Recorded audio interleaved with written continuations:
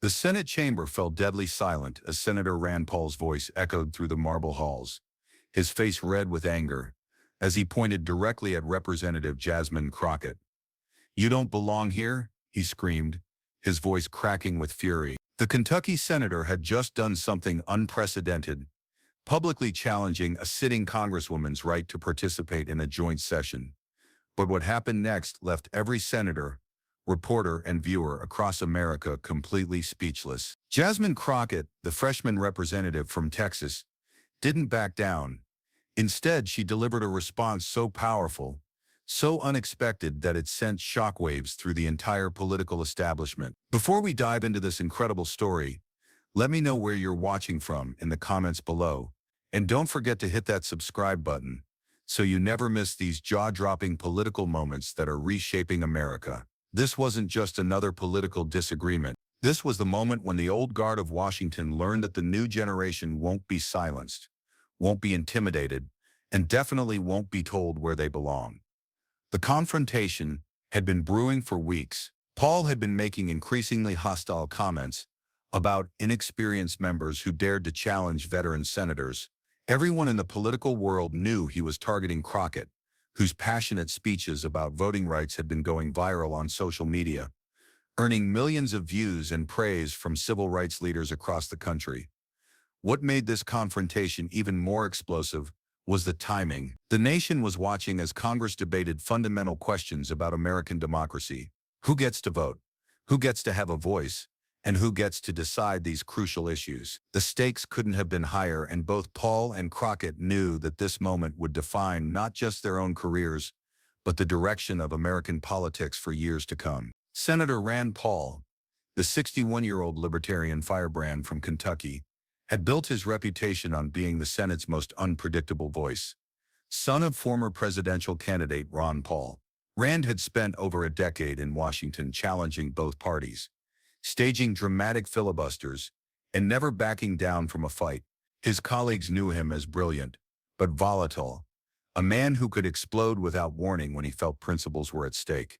Paul's political career had been built on his image as an outsider, someone willing to challenge the establishment regardless of party lines. He'd gained national attention with his 13-hour filibuster opposing drone strikes on American soil, and his passionate speeches about government overreach had made him a hero to libertarian-minded voters across the country. But Paul also had a reputation for a quick temper and a tendency to personalize political disagreements in ways that sometimes crossed the line of Senate decorum. At 61, Paul represented the old guard of Washington politics, a world where seniority meant respect, where length of service translated to authority, and where newcomers were expected to defer to their elders regardless of the merit of their ideas.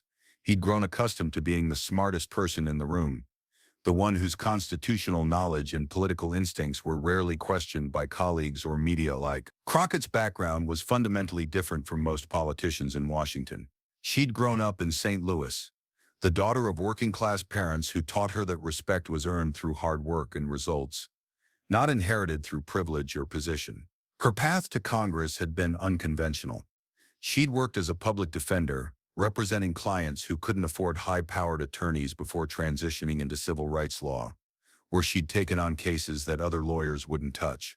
Her legal background had given her something that many politicians lacked: the ability to think on her feet, to argue complex constitutional points under pressure, and to remain calm when opponents tried to intimidate her. She'd faced down hostile judges, aggressive prosecutors, and corporate attorneys who tried to overwhelm her with their resources and experience.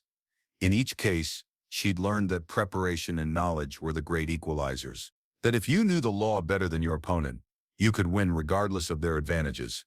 What made Crockett particularly dangerous to establishment figures like Paul was her complete lack of deference to traditional power structures. She didn't care about Senate traditions or unwritten rules about how freshman members were supposed to behave. She'd been elected to represent her constituents, not to be a quiet backbencher who waited years before being allowed to have meaningful input on important issues. The confrontation erupted during a rare joint session discussing federal voting rights legislation. For months, tensions had been building between progressive Democrats pushing for expanded voting access and libertarian Republicans arguing for state control over elections. Paul had been leading the opposition while Crockett had emerged as one of the most articulate defenders of federal voting protections. But this went deeper than policy disagreements. This was about power, respect, and who gets to have a voice in America's most exclusive political club. Paul represented the old Washington establishment, white, male, and accustomed to being the loudest voice in any room. Crockett represented the new wave, diverse, young, and absolutely unwilling to be dismissed or ignored. The stakes couldn't have been higher. With cameras rolling and the nation watching, this confrontation would either establish Crockett as a force to be reckoned with or confirm Paul's ability to intimidate newcomers into silence. The voting rights debate had become increasingly personal. In recent weeks, Paul had been making pointed comments about radical activists who didn't understand constitutional principles, while Crockett had been delivering passionate speeches about the historical struggle for voting access that were resonating with audiences far beyond the Capitol building. What made the tension even more explosive was the broader context of American politics. The country was deeply divided, and this debate over voting rights had become a symbol of that division. For conservatives like Paul, federal voting rights legislation represented government overreach, an attempt to impose Washington's will on local communities that should have the right to govern themselves. For progressives like Crockett, the issue was about basic fairness and equal access to democracy. She'd seen firsthand through her legal career how voting restrictions disproportionately affected minority communities and working-class Americans. To her, this wasn't about abstract constitutional principles. It was about whether America would live up to its promise of equal representation for all citizens. The personal animosity between Paul and Crockett had been building for weeks. Paul, accustomed to being seen as the Senate's constitutional expert, was clearly frustrated by the attention Crockett's speeches were receiving. Her ability to articulate complex legal arguments in ways that ordinary Americans could understand had made her a rising star in progressive circles. While Paul's more academic approach was struggling to compete for public attention, Crockett, meanwhile, had grown tired of Paul's condescending attitude toward younger members of Congress. She'd watched him dismiss the ideas of several freshman representatives with what she saw as barely disguised contempt for their lack of seniority. As someone who'd spent her career fighting for clients who were underestimated and dismissed by powerful institutions, she recognized the pattern and was determined not to let it continue. For weeks leading up to this moment, Paul had been making increasingly hostile comments about inexperienced members trying to lecture their betters about constitutional law. Everyone knew he was targeting Crockett, who had been giving passionate speeches about voting rights that were going viral on social media. But Paul's frustration went beyond simple policy disagreements. His staff later revealed that he'd been obsessively monitoring social media reactions to Crockett's speeches, growing increasingly agitated as her follower count climbed and her videos accumulated millions of views. Paul, who had spent years cultivating his image as the Senate's premier constitutional scholar, was watching a freshman representative capture the public's attention with arguments that challenged his core beliefs. The tension reached a breaking point during a closed-door Republican caucus meeting the week before the joint session.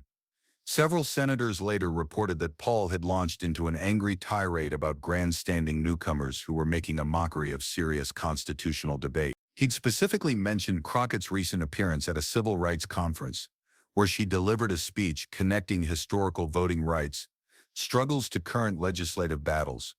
She thinks because she can give a nice speech to activists, she understands constitutional law. Paul had reportedly said during the caucus meeting, someone needs to put her in her place before she does real damage to serious policy discussions. Several Republican senators had tried to calm Paul down, suggesting that engaging with Crockett would only elevate her profile further. But Paul was adamant that her influence needed to be checked before she gained even more national attention. Crockett, meanwhile, had been prepared. As a former attorney, she knew how to research, how to build a case, and most importantly, how to stand her ground against bullies. Her staff had noticed her staying late in the office, reading through Paul's voting record, studying his past statements, and preparing for the confrontation everyone could see coming. Her preparation wasn't random or reactive. Crockett had learned early in her legal career that the key to defeating opponents who tried to intimidate her was to know their arguments better than they did. She'd spent hours reviewing Paul's speeches about constitutional principles, looking for inconsistencies between his stated beliefs and his actual votes. What her staff found was revealing. Despite Paul's reputation as a principled libertarian, his voting record showed numerous instances where he'd supported government intervention when it served conservative interests, while opposing it when it would benefit progressive causes. This pattern of inconsistency became the foundation of Crockett's preparation strategy. Her communications team had also been monitoring the political landscape, recognizing that this confrontation could define her entire congressional career. If she backed down when challenged by Paul, she'd be seen as another freshman who wilted under pressure. But if she could stand her ground and effectively counter his attacks, she'd establish herself as a formidable political force. The tension in Washington was electric. Political insiders were whispering about the inevitable clash between the veteran senator known for his explosive temper and the rookie representative who refused to be intimidated. Civil rights organizations had been pushing their allies in Congress to be more aggressive in challenging opponents, while conservative groups were encouraging their supporters to take a harder line against what they saw as radical progressive overreach. Nobody knew exactly when the confrontation would happen, but everyone knew it was coming. The only question was whether Crockett would be ready for the full force of Paul's anger when he finally lost control. What nobody expected was just how devastating Crockett's response would be when Paul finally crossed the line. Her preparation, combined with her legal training and her genuine passion for the issues at stake, had created a perfect storm that would leave Paul completely unprepared for what was about to hit him. The joint session had started routinely enough. Senators and representatives filed into the chamber, taking their designated seats as the presiding officer called the session to order. The topic was the Freedom to Vote Act, legislation that would establish federal standards for voting access across all states. The chamber itself was imposing. High ceilings, marble columns, and the weight of American history pressing down on everyone present. For Crockett, walking into this room still felt surreal. Just 2 years earlier, she'd been arguing cases in Dallas courtrooms. Now she was preparing to debate constitutional law in the most powerful legislative body in the world. Paul had been visibly agitated from the moment he entered the chamber. His aides later revealed he'd spent the morning reading social media posts, praising Crockett's recent speeches, which had been viewed millions of times online. The Kentucky senator, accustomed to being the media's go-to libertarian voice, was clearly frustrated by the attention this freshman representative was receiving. The first sign of trouble came during opening remarks. When Crockett stood to present the Democratic position on voting rights, Paul could be seen shaking his head dramatically, making exaggerated gestures of disbelief and whispering loudly to colleagues seated nearby. His behavior was unusual, even for someone known for theatrical displays of disagreement. Several senators noticed Paul's agitation, with some later describing his demeanor as unhinged and completely inappropriate for the setting. Crockett, meanwhile, was delivering a carefully crafted presentation that combined historical context with contemporary legal analysis. She spoke about the long struggle for voting rights in America, connecting the dots between past battles and current challenges. Her presentation was compelling, combining personal stories from her legal career with broader constitutional principles. The right to vote is not a privilege to be granted by states based on their political preferences, she said, her voice carrying clearly through the chamber. It's a fundamental right protected by the Constitution, and Congress has not only the authority, but the obligation to ensure that right is protected equally for all Americans. Paul's reaction to this statement was immediate and visible. He slammed his hand on his desk, causing several nearby senators to look in his direction with concern. The sound echoed through the chamber, momentarily interrupting Crockett's presentation. The presiding officer tapped her gavel once, a gentle warning about maintaining decorum, but Paul seemed oblivious to the warning, continuing to mutter under his breath and shake his head in increasingly dramatic fashion. As Crockett continued her presentation, Paul's agitation grew more pronounced. He began making notes on a legal pad, writing so forcefully that the paper was visible, tearing under his pen. His face was beginning to flush red, a warning sign that anyone who'd served with him recognized immediately. 20 minutes into Crockett's presentation, Paul couldn't contain himself any longer. He jumped to his feet, interrupting her mid-sentence with a point of order. "Madam Speaker, Paul's voice boomed across the chamber. I object to the representative from Texas lecturing this body about constitutional law when she clearly doesn't understand the fundamental principles of federalism. The chamber buzzed with tension. Senator Paul, she replied, her voice steady and clear. I appreciate your concern about constitutional law. Perhaps when I'm finished with my remarks, you could explain to this chamber why you voted against the John Lewis Voting Rights Advancement Act, while claiming to support voting access. The chamber erupted in whispers. Several Democratic members could be seen nodding approvingly while Republicans looked uncomfortable. Paul's face began to re-on a warning sign that anyone who'd served with him recognized immediately. What happened next revealed just how unprepared Paul was for Crockett's direct challenge. Instead of addressing her question about his voting record, he doubled down on personal attacks. The representative seems to think that because she can deliver a nice speech, she understands complex constitutional issues that senators have been grappling with for decades. Paul shot back, his voice rising. This is exactly what's wrong with Washington. Inexperienced members thinking they can waltz in here and rewrite centuries of constitutional precedent. Now other members were taking notice. Senator after senator looked up from their papers, sensing that this exchange was spiraling beyond normal political discourse. The presiding officer tapped her gavel calling for order, but both Paul and Crockett ignored her. Crockett's response was surgical in its precision.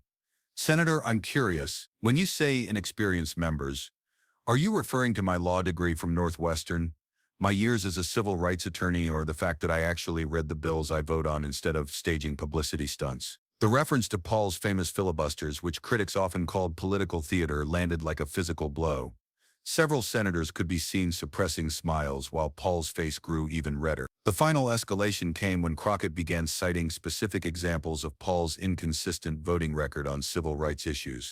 With the precision of the attorney she once was, she methodically dismantled his reputation as a principled libertarian, showing how his votes often contradicted his public statements. In 2018, you voted against funding for election security, she continued, reading from her notes. In 2020, you opposed the restoration of voting rights for formerly incarcerated individuals. In 2022, you blocked legislation to protect poll workers from intimidation. So when you talk about protecting voting rights, Senator Paul, which voting rights exactly are you referring to? I've been fighting for constitutional principles since before you even knew what the Constitution was. But Crockett wasn't done. Senator, I've been studying constitutional law since I was a teenager growing up in St. Louis, watching politicians like you promise change while voting to maintain the status quo. The difference between us isn't experience, it's results. That's when Paul completely lost control. Standing up so quickly that his chair rolled backward, he pointed directly at Crockett, his face now purple with rage. The words that came next would be replayed thousands of times across social media, analyzed by political commentators for weeks and remembered as one of the most shocking breaches of Senate decorum in modern history. What Paul screamed next wouldn't just end this particular debate, it would fundamentally change how both politicians were viewed by the American public and set up the most devastating political comeback in recent memory. The Senate chamber fell into complete silence as Rand Paul lost every ounce of self-control he'd spent decades building. Standing behind his desk, face flushed red, hands trembling with rage, he unleashed the words that would define this moment in political history. She didn't flinch, didn't step backward, didn't show even a hint of the intimidation Paul clearly expected to see. Instead, she did something that sent shockwaves through every person in that chamber and millions watching at home. She smiled. Tired of politicians who think experience means decades of maintaining the status quo while problems get worse. The Democratic side of the chamber began to stir with approval. But Crockett wasn't finished. Not even close.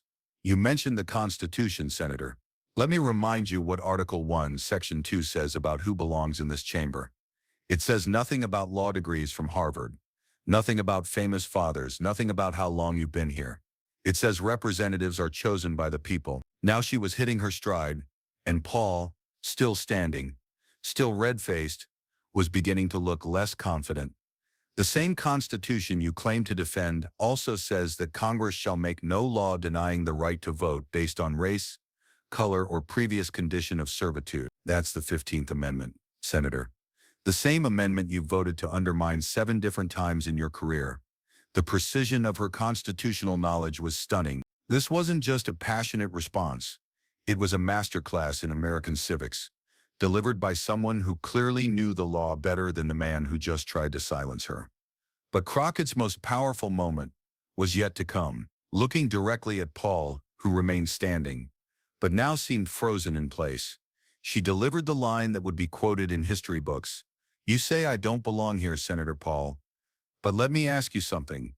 Do you belong here?" The chamber went completely silent. Even the staff members stopped moving. "Because the people of Kentucky sent you here to represent their interests. But your voting record shows you voted against disaster relief for Kentucky 11 times. You voted against infrastructure funding that would fix Kentucky's crumbling bridges. You voted against healthcare funding that would address Kentucky's opioid crisis." Now she was reading directly from prepared notes, demonstrating that this wasn't an emotional outburst. It was a carefully researched dismantling of Paul's entire political career. "In fact, Senator, by my count, you voted against Kentucky's interests more than you voted for them. So, if belonging here means representing the people who sent you, maybe the question isn't whether I belong, maybe it's whether you do." The final devastating moment came when Crockett addressed Paul's claim about constitutional principles. "You mentioned defending constitutional principles, Senator. Let me share some of those principles with you. The Constitution says that all Americans are created equal. It says that government derives its power from the consent of the governed. It says that no one is above the law." She paused, letting each word sink in. "Those aren't Republican principles or Democratic principles, Senator Paul. Those are American principles, and if you think I don't belong here because I'm fighting for those principles, then you don't understand what this institution is supposed to represent." The Democratic side of the chamber erupted in applause. Even some Republicans were nodding, clearly moved by the power of her response. Rand Paul, still standing behind his desk, seemed to realize he'd made a catastrophic mistake. His face had gone from red to pale, and his hands, which had been shaking with anger moments before, now seemed to be trembling with the realization of what he'd done. He opened his mouth as if to respond, but no words came out. The man known for his lengthy filibusters, his passionate speeches, his ability to dominate any political conversation, had been rendered completely speechless by a freshman representative he tried to intimidate. Finally, after what felt like minutes but was probably only seconds, Paul slowly sat back down, his eyes avoiding contact with anyone in the chamber. The presiding officer, who had been trying to restore order throughout the exchange, finally managed to speak. "The representative from Texas has the floor." Instead of continuing with her original prepared remarks about voting rights, Crockett made a decision that showed her political instincts were as sharp as her legal mind. "Thank you, Madam Speaker. I think I've made my point about voting rights today. Not just the legal arguments, but the moral ones. The question isn't who belongs in this chamber. The question is whether we're going to use our time here to serve the people who sent us, or to protect the privilege of those who think they deserve to be here more than others." She gathered her papers, looked one more time at Paul, who was staring at his desk, and concluded, "I yield the remainder of my time." The chamber exploded. Democratic members were on their feet applauding. Even some Republicans were clapping, clearly impressed by the masterful way she'd handled the confrontation. Staff members throughout the chamber were frantically texting and making phone calls, knowing they'd just witnessed a defining moment in American politics. Rand Paul sat motionless at his desk. The man who'd started this confrontation, now looking like he wanted to disappear entirely. The freshman representative from Texas had just delivered one of the most devastating political responses in Senate history, and everyone in that chamber knew they'd witnessed something special. The moment Jasmine Crockett finished speaking, the political world exploded. Within minutes, video clips of the exchange were flooding social media platforms. The hashtag #YouDon'tBelongHere began trending on Twitter, but not in the way Rand Paul had intended. Staff members in the chamber were frantically texting reporters, knowing they just witnessed a historic moment. The video of Paul screaming, "You don't belong here," followed immediately by Crockett's devastating response, was being shared thousands of times per minute across every social media platform. The contrast couldn't have been starker. Paul, red-faced and trembling with rage, pointing accusingly at a composed Crockett, followed by her calm, systematic destruction of his argument and his credibility. Twitter exploded with reactions from across the political spectrum. Progressive activists immediately began sharing clips with captions like, "This is what standing up to bullies looks like," and "Freshman representative schools veteran senator on the Constitution." But the response wasn't limited to Democrats. Even some conservative commentators admitted that Paul had gone too far. One prominent Republican strategist tweeted, "Rand Paul just learned why you should never bring emotion to an intellectual fight." Crockett was clearly prepared for this. The most viral moment was a side-by-side comparison showing Paul's angry face, contrasted with Crockett's calm smile captioned, "When you try to intimidate a civil rights attorney, but forget she's been dealing with bullies her entire career." Memes began flooding the internet within hours.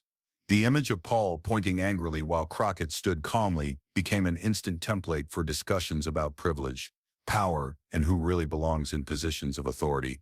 News organizations that had barely covered Crockett before were suddenly scrambling to learn everything about the freshman representative, who just delivered one of the most powerful political responses in recent memory. Cable news shows replayed the exchange throughout the evening. Political commentators analyzed every word, with most concluding that Crockett had delivered a masterclass in political communication. One prominent political analyst summarized the moment. "What we saw today wasn't just a political response. It was a generational changing of the guard. The old model of intimidation and seniority-based respect just met the new model of preparation, knowledge, and moral authority."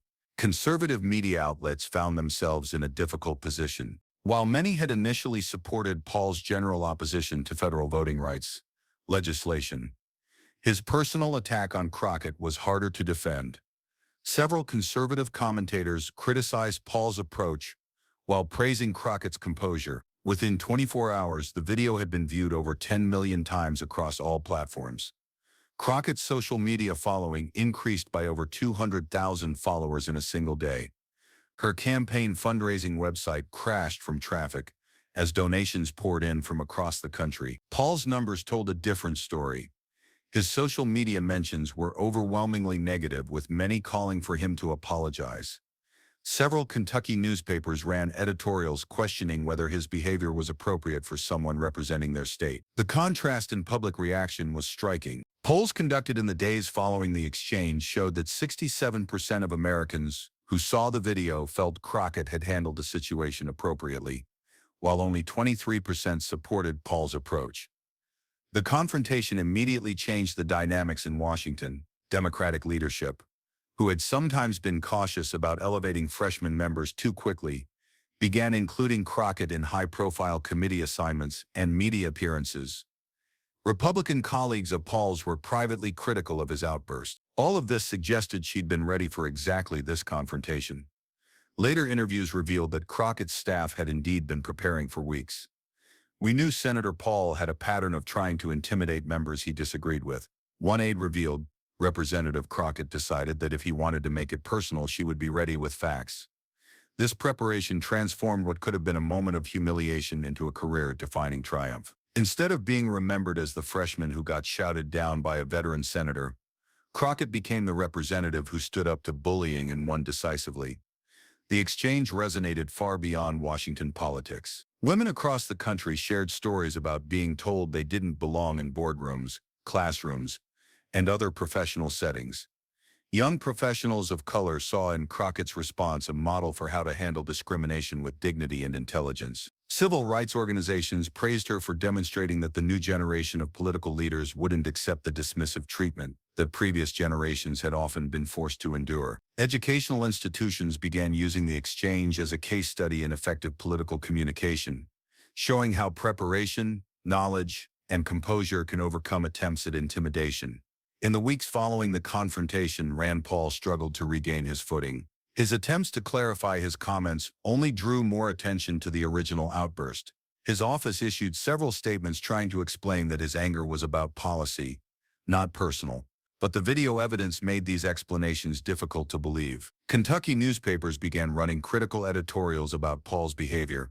Several called for him to issue a formal apology, noting that his conduct had reflected poorly on their state's reputation. More damaging for Paul was the way the incident affected his relationship with colleagues. Several senators privately expressed concern that his volatility made him a liability in important negotiations. The confrontation marked a clear turning point in how political power dynamics work in Washington. The traditional model where seniority and institutional authority could silence opposition had been challenged successfully by a new generation that was prepared, knowledgeable, and unafraid. For Crockett, the moment launched her into national prominence. Speaking requests poured in from across the country.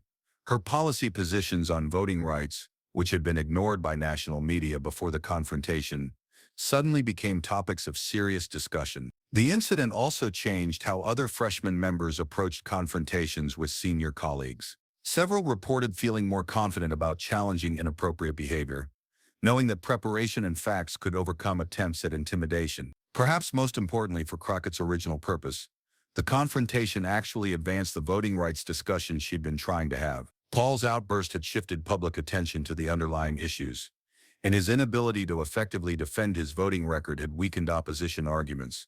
Within weeks, several moderate senators who had been undecided on voting rights legislation announced their support, citing the need to ensure that all Americans have equal access to political participation. The confrontation between Rand Paul and Jasmine Crockett represented something larger than a single political disagreement. It showcased the fundamental shift happening in American politics, where traditional power structures based on seniority and institutional authority are being challenged by a new generation armed with knowledge, preparation, and moral clarity. The lesson for political observers was clear. In the modern political environment, the loudest voice doesn't always win. Sometimes the most prepared voice does. For young Americans watching the exchange, Crockett's response provided a powerful example of how to stand up to bullying and discrimination. She didn't respond with anger or emotion. She responded with facts, constitutional knowledge, and unshakable confidence in her right to be heard. As the dust settled from this political earthquake, one thing became crystal clear. Jasmine Crockett had not only proven she belonged in the halls of Congress, she demonstrated that she was exactly the kind of leader American democracy needs. Her response to Rand Paul's attack didn't just defend her own right to participate in American government. It defended the principle that in a democracy, power comes from the people, not from those who think they deserve it more than others. The freshman representative from Texas had walked into that chamber as a relative unknown. She left as a national political star who'd reminded America that sometimes the most powerful response to "you don't belong here" is simply proving that you do. Thanks for watching this incredible political showdown that's still sending shockwaves through Washington. If you enjoyed seeing how Jasmine Crockett turned the tables on Rand Paul, make sure to like this video and subscribe to our channel. We'll be following up with more analysis of how this confrontation is changing politics in America. And you won't want to miss what happens next in this ongoing political drama. Hit that notification bell so you're the first to know when we drop the next explosive political